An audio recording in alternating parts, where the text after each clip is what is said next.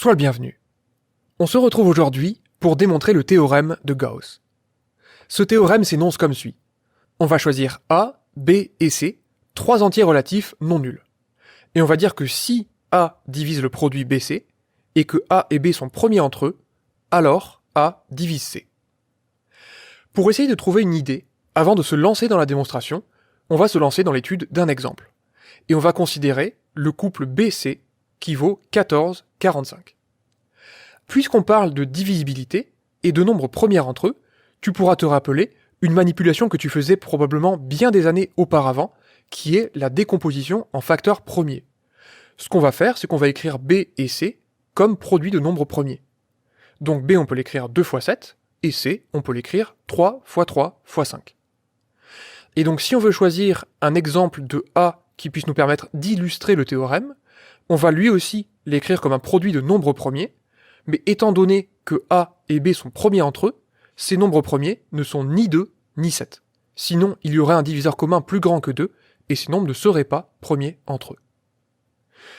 Et donc ce qu'on se dit ici, c'est que comme A est censé diviser BC, les PI sont censés être des facteurs qui sont parmi 2, 7, 3 et 5, sauf que comme c'est ni 2 ni 7, eh bien les nombres premiers qui apparaissent dans la décomposition en facteurs premiers de A doivent être soit des 3, soit des 5.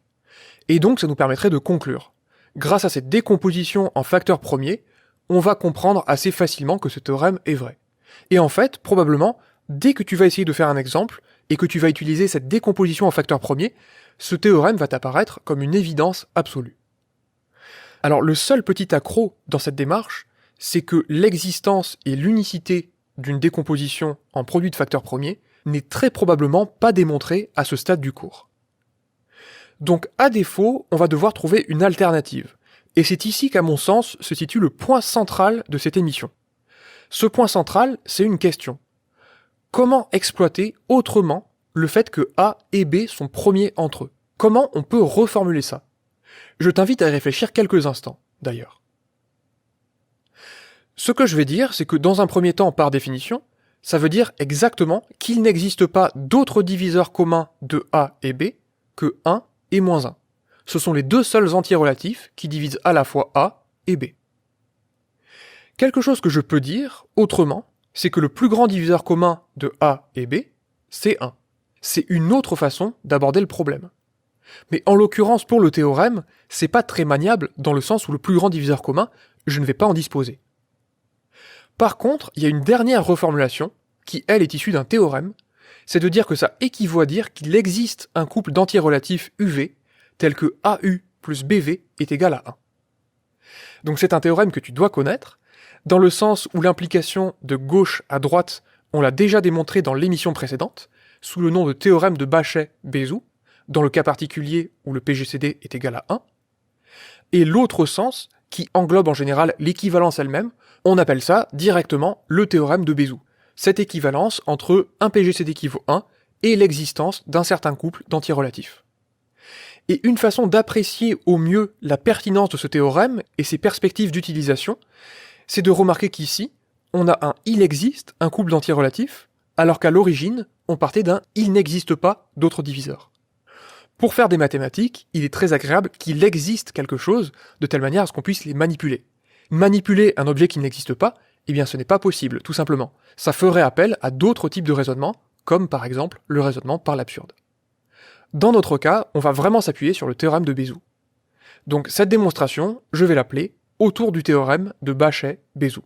Je vais juste me servir de l'implication de gauche à droite. On va donc supposer que A divise le produit BC et que A et B sont premiers entre eux. Et il y a deux informations ici qu'on va transformer chacune en une équation. Dans un premier temps, comme A divise le produit BC, je vais introduire K, l'entier relatif tel que BC s'exprime comme K fois A, dont l'existence provient du fait que A divise le produit BC. De l'autre côté, on a dit que A et B étaient premiers entre eux, donc on va produire ici un couple UV d'entiers relatifs tel que AU plus BV est égal à 1, dont l'existence est assurée par le théorème de Bachet-Bézout qu'on applique aux nombres premiers entre eux A et B.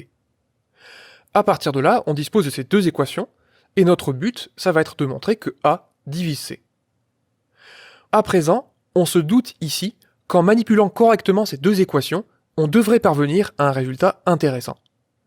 La seule question, c'est comment pourrait-on faire pour exploiter en même temps les deux équations ? Et une solution, c'est tout simplement d'injecter l'une dans l'autre.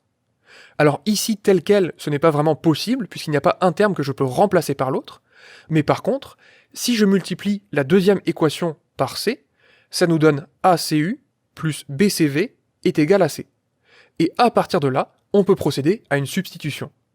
Puisque du coup, par la première équation, le produit BC, on va pouvoir le remplacer par KA. Et donc on obtient ainsi l'équation ACU plus KAV est égal à C.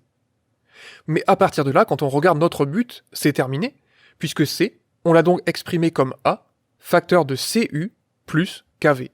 Autrement dit, comme un multiple entier de A. Et ça permet donc de conclure que A divise C. J'espère que cette émission t'a plu, je te souhaite une excellente journée, et je te dis à la prochaine.